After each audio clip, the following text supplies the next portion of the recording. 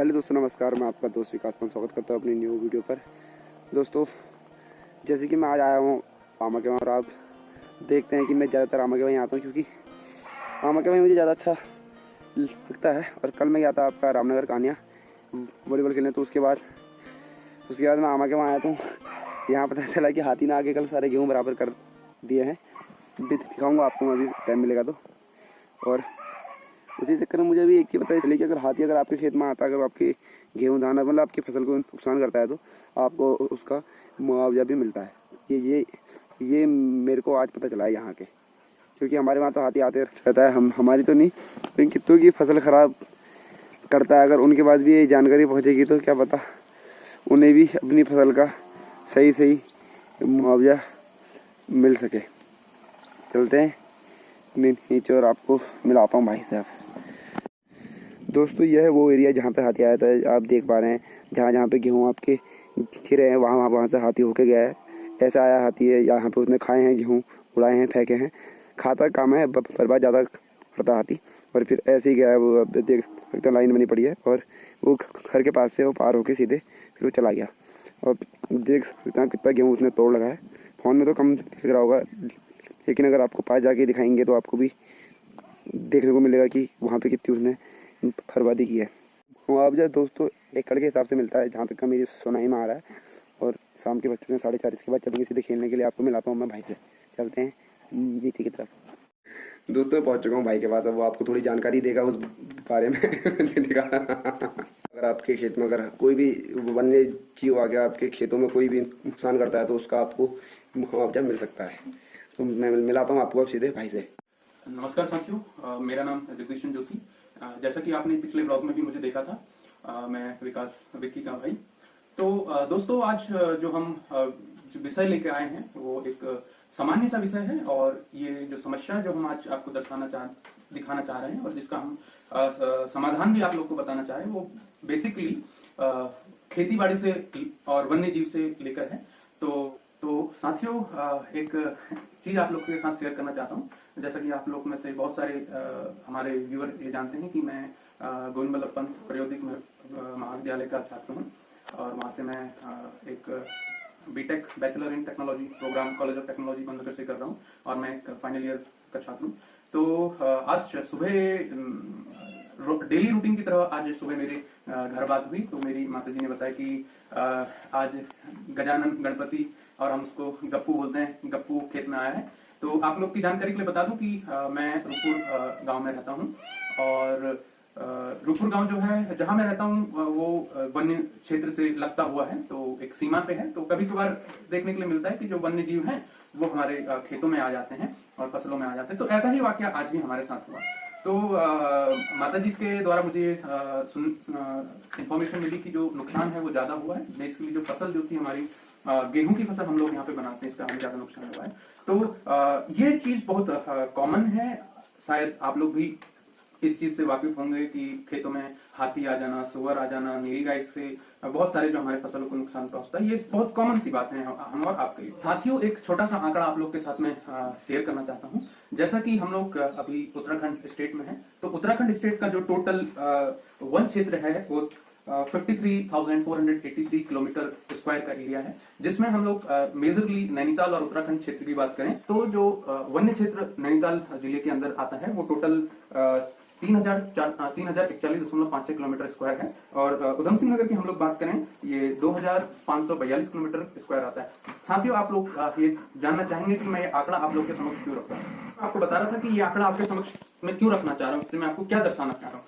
Mainly ये आंकड़ा दर्शाता है कि कितना लार्ज जो हमारा वन्य क्षेत्र का एरिया है। तो जितना वन्य क्षेत्र एरिया ज्यादा होगा तो उसका बॉर्डर लेंथ भी उतनी ज्यादा होगी। जितनी ज्यादा बॉर्डर लेंथ होगी उतनी ज्यादा ही वन्य क्षेत्र से लगते हुए हमारे खेत होंगे, जहां पे हमारी फसलें होंगी, हमारे अन्य जो हम किसान एग्रीकल्चर एक्टिविटीज करते हैं उन क्षेत्रों में हम लोग करते हैं। तो बेसिकली हम देखें कि अगर वन्य जीव में क्या क्या ऐसी जीव हैं जो हम लोग को हमारी फसलों को नुकसान देते हैं। इसलिए हम लोग देख सकते हैं कि बंदर द्वारा हमारे फसल को क्षतिग्रस्त किया जाता है, और सुअर जो पहाड़ों में बहुत बड़ी समस्या है, सुअर की फसलों को डैमेज ज्यादा करता है, और नीलगाई, हाथी देखते हैं। और एक बहुत कॉमन सी चीज आप लोग के साथ होगी, आपका प्यारा सा छोटा सा कुत्ता होगा, बड़ा सा, आप उसको पालेंगे और एक दिन लकड़बग्गा आएगा और उसको उठा के ले आ गया। ऐसा ही हम सब लोग के साथ होता है, मेरे साथ भी कई बार हुआ है, तो काफी बुरा लगता है, वो भी हमारे लिए एक कहीं ना कहीं लॉस है। तो इसमें मैं एक केस लेके आया हूँ, हमारे साथ ही हुआ है, जिसमें हमारी फसल को हाथी ने क्षतिग्रस्त कर रखा है। तो बहुत सारे केसेस में ऐसा होता है कि हम लोग को प्रॉपर नॉलेज नहीं होता है, हमें ज्ञान नहीं होता कि कैसे हम इस जो नुकसान है उसकी हम भरपाई कर सकें। तो सरकार के कुछ मॉडल्स हैं जिनके थ्रू आप जाइए और आपको उसका मुआवजा मिल जाएगा। तो हम लोग अब बिल्कुल कंप्लीट वीडियो लेके आ रहे हैं, बिल्कुल पर्टिकुलर पॉइंट्स और छोटी छोटी सूचनाओं के साथ कि कितने जमीन के लिए कितना मिलेगा, किस फसल के लिए कितना मिलेगा, और हम वो सब डेटा आपके साथ शेयर करेंगे। तो साथियों इसमें सबसे पहली जो कड़ी होती है कि जिस दिन आपका नुकसान हुआ है, जल्द से जल्द आप अपने वन क्षेत्र अधिकारी के साथ, जो फॉरेस्ट गार्ड होता है, उससे संपर्क करिए, और संपर्क करने के बाद उनको, अपने ग्राम प्रधान को बताइए कि हमारा इस प्रकार से इस जानवर ने इतना इतना हमारा लॉसेस किया हुआ है। तो आप फिर उसके बाद फॉरेस्ट डिपार्टमेंट के पास जा सकते हैं, एक इनके ऑफिसर्स पे जा सकते हैं। वो आप लोग को एक फॉर्म देंगे जो समथिंग 4 या 5 पन्नों का होगा। ये फॉर्म हम आप लोग को दिखाएंगे। इस फॉर्म में जो पहला है वो वन्य जीव द्वारा काश्तकार की फसल क्षति करने पर तहसीलदार व पटवारी एवं स्थानीय वन अधिकारी द्वारा एक संयुक्त जांच की जाती है, जिसको इसमें ये लोग फॉर्म फिल करते हैं, और वन क्षेत्र अधिकारी के साथ जो क्षतिग्रस्त क्षेत्र होता है उसमें जो जमीन के जो मालिक होते हैं वो उनके साथ एक फोटो खिंचाई जाती है। फिर एक डॉक्यूमेंट कंप्लीट फाइल बनती है और उसमें पटवारी के साइन होते हैं। पटवारी के साइन होने के पश्चात वो अगेन फॉरेस्ट ऑफिसर्स के पास जाती है जो वेरीफाई करते हैं। हाँ, तो उसमें कुछ इंपॉर्टेंट डॉक्यूमेंट्स चाहिए होते हैं, जैसे जो जमीन का मालिक है उसकी आधार कार्ड और खाता खतौनी, उसकी रजिस्टर्ड खतौनी, और बैंक की पासबुक जिसमें जिस अकाउंट पे जो राशि है वो आएगी, और ग्राम प्रधान द्वारा उसमें एक मोहर लगेगी, एक फॉर्म फिल किया जाएगा। फाइनली मैं और भाई उस जगह पे पहुंच चुके हैं जहाँ पे हाथी ने गेहूं को बिल्कुल एकदम प्लेन कर रखा है। आपको मैं दिखाता हूँ दोस्तों, ये है जहाँ पे हाथी ने फसल तोड़ रखी है। भाई कुछ बता फिर इस बारे में। हर साल गजानन आते ही हैं, अपने हिस्से का जाते हैं। इस बार गजानन बोले कि फसल अच्छी हो रही, तो उनका भी जो वन्य जीव टैक्स लगता है उन्होंने बढ़ा दिया है इस बार। तो ज्यादा ही, और स्पेशली वो मेरे से बहुत ज्यादा लगाव है। मेरे खेत में आए हो सिर्फ, और कहीं नहीं गए हो? कहीं नहीं गए हैं, और बाकी हर जगह रोड में चले हैं। और मेरे खेत में भांगड़ा, डीजे सब किया उन्होंने, सब किया है। मुझे तो ऐसा लगता है कि जागर भी यहीं लगा के गए हैं। और चलिए आपको दिखाते हैं और आगे क्या क्या हुआ है। दोस्तों हमारे साथ 2 पार्टनर भी आ रखे हैं, एक हमारा कुत्ता आ रखा है, एक तो खड़ी है खड़ा वाला, और बिल्ली भी आ रखी। बिल्ली कहाँ गई? म्याऊ। और बिल्ली है, ये रही आपके सामने, ये रही, आपको दिख रही होगी तो म्याऊ। दोस्तों कुछ ऐसा कर रखा है गजानन महाराज ने, और खा पी के सब यही निकाल के भी गए हैं कुछ अपने साथ नहीं लेके गए हैं। और ये है, ऐसे गए हैं वो, दिखाता हूँ मैं आपको। यहाँ से गए हैं, पूरा रास्ता बना रखा है जहाँ से भी गए हैं, ये देख सकते हैं आप। और आगे भी पूरा प्लेन कर रखा है कुछ यहाँ से, और उसके बाद फिर वहीं से सीधे घूम घाम के सीधे बाहर को चले गए। तो साथियों, हर साल गजानन आते थे, चल के जाते थे, बस इस साल उखेड़ गए खेड़ के गए हैं। प्लीज ऐसा मत करिए गणेश जी। तो प्रोटीन ले गए, बाकी सब छोड़ गए। फैट वाली चीज है, बाकी तो यही छोड़ गए। पूरा प्लेन कर दिया, फील्ड ही बना दिया पूरा। इससे ज़्यादा टेंशन की बात नहीं है, क्योंकि हम सही कार्रवाई करेंगे तो हमें इसका मुआवजा मिल जाएगा। क्यों भाई? तो साथियों, इसमें एस्टीमेट की हम लोग अगर बात करें कि हम लोग कितना इस सीज़न का इससे हमें लॉस हुआ है, तो इसमें आप लोग देखेंगे कि समथिंग यहाँ पे 3 से 4 बीघा, 5 भी हो सकता है, उसका हमारे पास लॉस है। और इस लॉस की बात करें तो ये हैवी लॉस के अंदर आता है, क्योंकि जिस हिसाब से अब फसल मैच्योर हो चुकी है, इसमें बाल आ चुके हैं, तो अब अगर ये गिर जाती है तो अब ऐसा नहीं है कि अगेन ये उठ जाए और फिर से हमें फसल दे सके। नहीं, अब समय ज़्यादा निकल चुका है। और आप देख सकते हैं कि जो डैमेज हुआ है ये इसने जड़ से उखाड़ा है, तो अब शायद क्या भी कंप्लीट डेड लॉस पे जाएगी। जहाँ जहाँ पे हाथी गुजरा है, जहाँ जहाँ पे लॉस किया है, वो भूमि का जो हमें कल्टीवेशन है, जो क्रॉप हमें बिल्कुल नहीं मिल पाएगी। तो एस्टिमेटेड हम देखें कि इसमें हमारा 4 से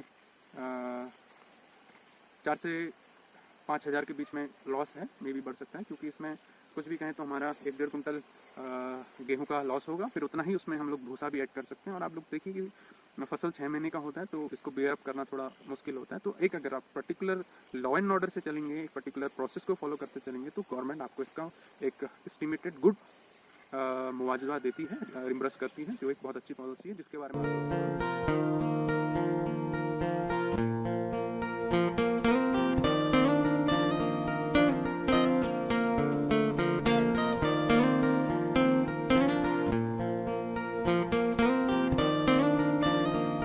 दोस्तों फ़ोन की बैटरी हो चुकी है लो, तो इसी कारण मैं आपको खेलने की वीडियो में आपको दिखा नहीं पाऊंगा, और फ़ोन में साथ लेके जाऊंगा नहीं। फ़ोन को मैं चार्जिंग लगा दूंगा अभी अंदर, फिर मैं जाऊंगा सीधे खेलने के लिए, क्योंकि 5 बज चुका है। चलते हैं खेलने के, सब लोग अब आ चुके होंगे फील्ड में, तो मिलते हैं आपको सीधे फील्ड में ही। दोस्तों फाइनली मैं खेल के आ चुका हूँ और शाम के बज रहे हैं अभी 4:30। मैं जा रहा हूँ ऊपर मामा लोगों के वहाँ, क्योंकि वहाँ गया है जग्गू, उसको लेके आता हूँ साथ में। फिर मिलते हैं आपको थोड़ी देर बाद, थोड़ी देर और इंतजार करके फिर मिलता हूँ आपको। दोस्तों फाइनली मामा के वहाँ से आ चुके हैं घर, अब चलते हैं खाना खाने को और मिलता हूँ आपको खाना खाने के बाद। दोस्तों फाइनली खाना पीना सब हो चुका है और शाम को मैं ज़्यादा वीडियो बना नहीं पाया क्योंकि फ़ोन में बैटरी कम थी, और उसके बाद मैं चले गया था खेलने के लिए। खेलने के बाद मैं आया 6:30-7 बजे के आसपास। दोस्तों बहुत सारी चीज़ें थी जो हम आपको नहीं दिखा पाए। आज हम लोग छोटू, मन्नू और मेरे भैया लोग हैं, उनसे नहीं मिल पाए। जल्दी आपसे उनको मिलवाएंगे। आज हम लोग उनके यहाँ गए थे, तो आपको मैं हल्का सा हिंट दे दूं। जो हमारे छोटू भैया हैं, वो एक बहुत फ्लावर प्लांटेशंस, हॉर्टिकल्चर से बहुत उनका जुड़ाव है, लगाव है। और आप वहाँ देखेंगे कि उनके पास अप्रॉक्स 60 से 65 वैरायटीज़ के फ्लावर्स हैं। तो उनके बारे में आपको बताएंगे, उनसे मिलवाएंगे। यदि आप फूल को पसंद करते हैं, फ्लावर प्लांटेशन पे इंटरेस्टेड हैं, तो हम आपको उनसे मिलवाएंगे। आप उनको जरूर देखना।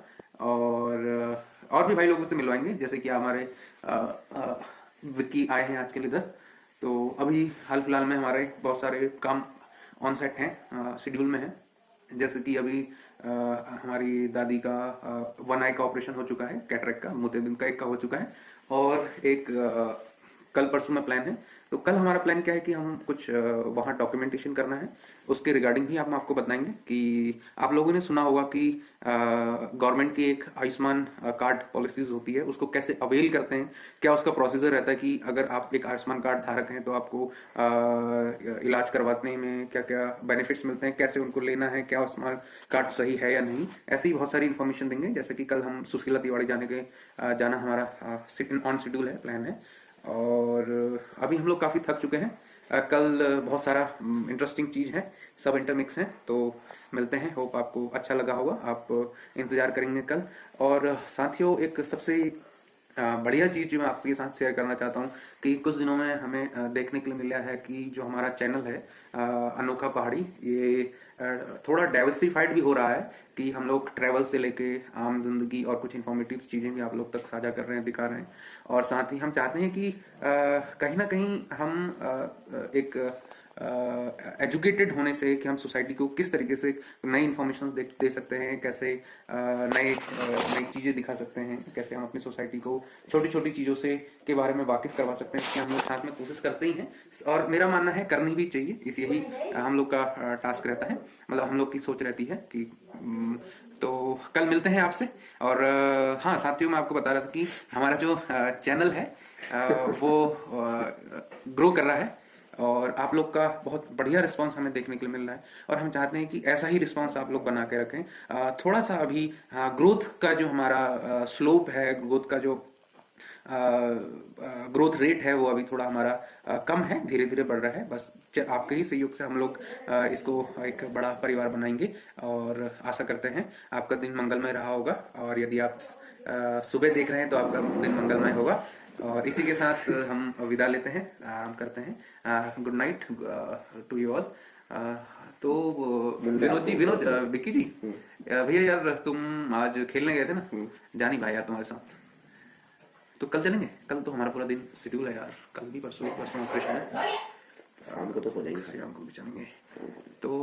तो आप लोग में से बहुत सारे लोग ये भी कह रहे हैं कि जगदीश भाई या फिर विक्की भाई हमें पंतनगर ले चलो, पंतनगर की थोड़ी सी लाइफस्टाइल के बारे में दिखाइए।